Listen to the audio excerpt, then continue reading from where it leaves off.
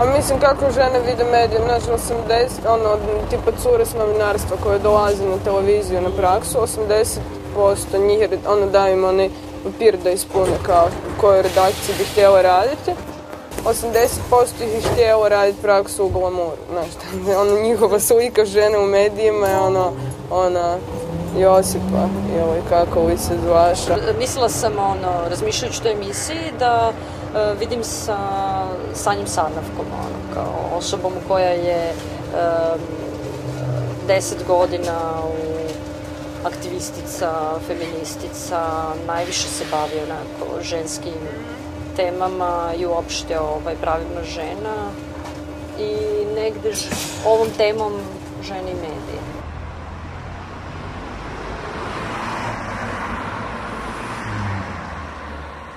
An audio piece by Anna Hushman and Lala Raščić. Questionnaire. What is your favorite time of day? Have you ever spoken these words? Do I look fat in this? Are you satisfied with your sexual life? Do you cry aloud or grieve silently? Do you still do something you liked to do as a kid?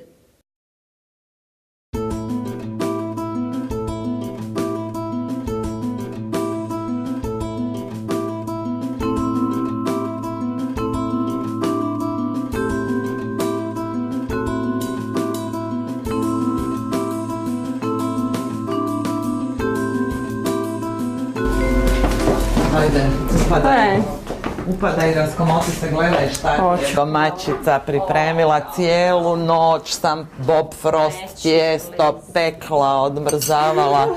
Nes, može. Hoćeš onaj tvoj, jedna žličica kave bez šećera. Šta, umiram od glada, nisam ništa došla. Čekaj sad. Ode iz česme slobodno. Ni drugo nismo ni namjeravali ti dati jer štednja vlada. Gle, ja inače radim emisiju, u stvari želim da radim jednu emisiju o ženama. Znači jedno je moja potreba, šta bih ja volila da vidim na televiziji, kako emisiju o ženama. A drugo je realnost. Tu je onaj deo koji je meni potreban. Zašto mi je potrebno to istraživanje? Zato što mi je potrebno da vidim do čega ste vi došle. Televizija i danas, prikazujući žene, koristi najčešće 3 obrasca. Žena kućanica, seks bomba i neurotičarka opsjednuta svojim izgledom.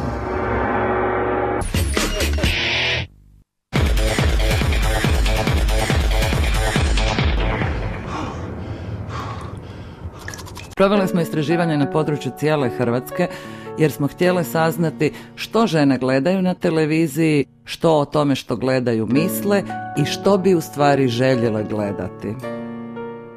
U grupi od 500 ispitanica većina pali televiziju u večernje sate i gleda program prosječno 2 do 3 sata dnevno.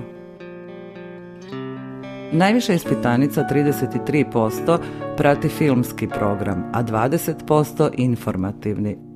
Zabavni, zanimljivo, ali samo 19%,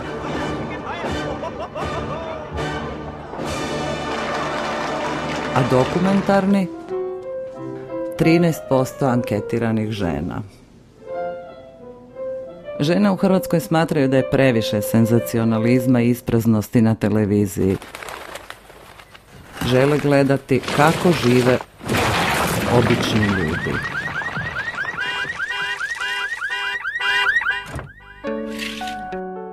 Dosta im je takozvanih ženskih tema u kojima smo samo ili žrtve nasilja ili seksualni objekti.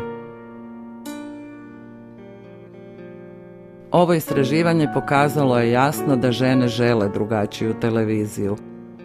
Svakako drugačije od onoga kako je vide reklamne agencije i kreatori TV programa. Koliko bi, po tvom mišljenju, znači po tvom sad nakon ovog istraživanja i šta znam,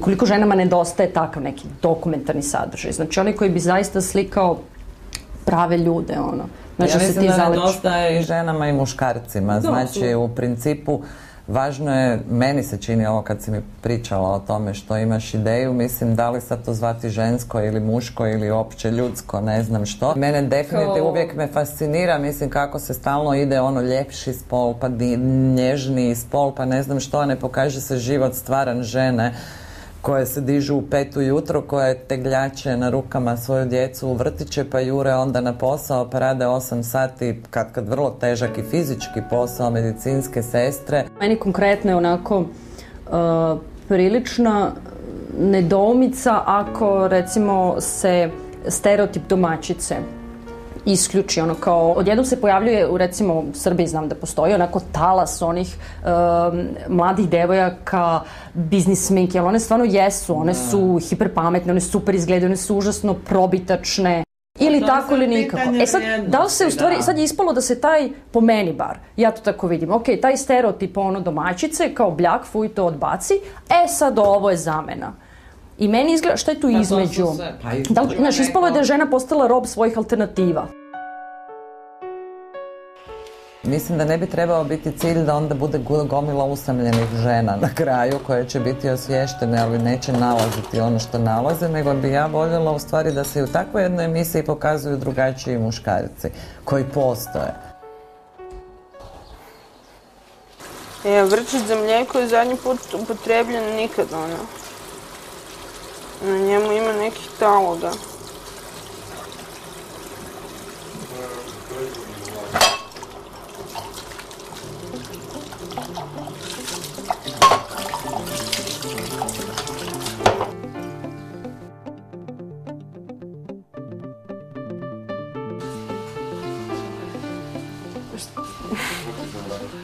Ne moram s tome razgovarati o mati. Micko je piški opet tamo na isto mjesto gdje je pišao, tamo u kutu. Koji ove? Da. Isti, to je isti onaj. Na isto mjesto, isti mačak. Što nije bila ona čupava? Ne, ovaj piše. Majku mu njegovu. A šta sad?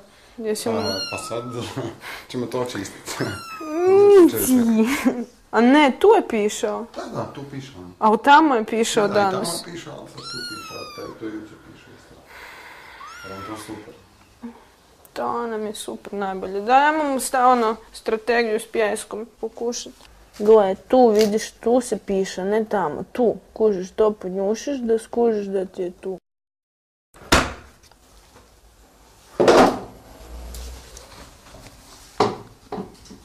Domis Micko kako već je. Ma da. Ozbiljno, on je skužio jebote. Mislim, nije naročito atraktivno. Znaš šta, Micko ima onak primjerno veliko govno.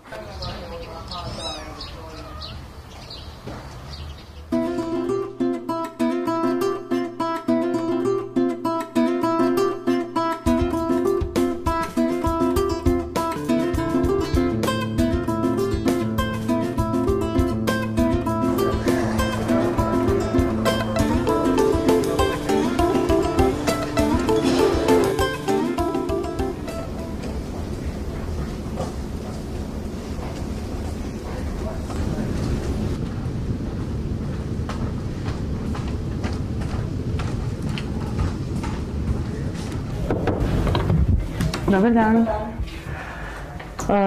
Ja sam došla kod Tanje Šimić. Naručena sam u 16. Sandra Žnatović. Odrednost, molim. Može. Gospođa Žnjatović je stigla. Hvala.